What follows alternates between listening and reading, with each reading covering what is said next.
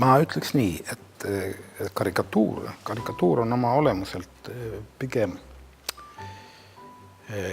lähedane kirjandusele või poeesiale. See on,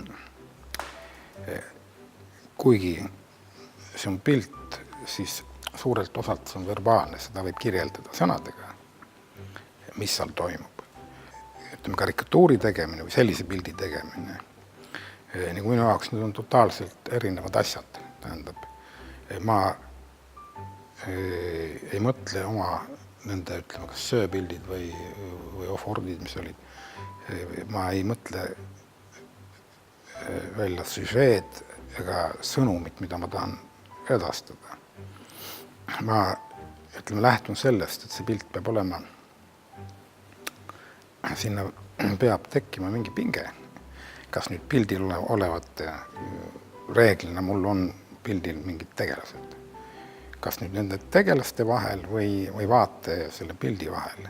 Ma tegelikult plaanisin teha hoopis teist tööd, mille nimi oleks olnud Vabaduse uksekell. Aga siis, kui ma alustasin selle kivi peale joonistamist, tundus mulle, et ma selle teise pildi peale olin nagu juba pikalt mõelnud, et mis ta mult ära võttis, see mõtlemine, see võttis ära vabadust. Tähendab, ma joonistama hakates ma ei oleks olnud nagu vaba. See ongi joonistamise puhul. On esmane asi, et olla vaba. Ja sisulist tähendab seda, et kui mul on mingi kavand või kavatsus, siis osa vabadust on juba ära võetud.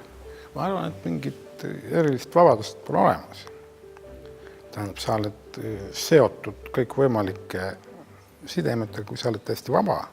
See tähendab, et sul ei ole mingid inimsuhted, ühiskondlikke suhted, ilmselt siis on asjad väga pahasti, kui sa liiga vaba oled. Tähendab, see vabadus peab olema nendes raamides, mis sul on. Pilte tehes ma ei sõltu, ma ei mõtle, et kas nüüd tädid ostavad selle ära või ostavad, kas pean lillepilti tegema. Ja ma teen seda, mis ma tahan ja siis on võimalik, et kuskilt tulevad inimesed, kellele just see meeldib ja võib-olla mingil hetkel tähendab, ma suudangi sellega majandada. Ma arvan, mul on suhteliselt hästi läinud, et ma ei ole pidanud, tähendab, arvestama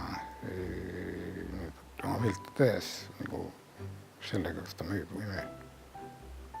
Enamuse minu piltide peal inimesed nagu vaatavad, pildi pealt vaatavad seda pildi vaatajat.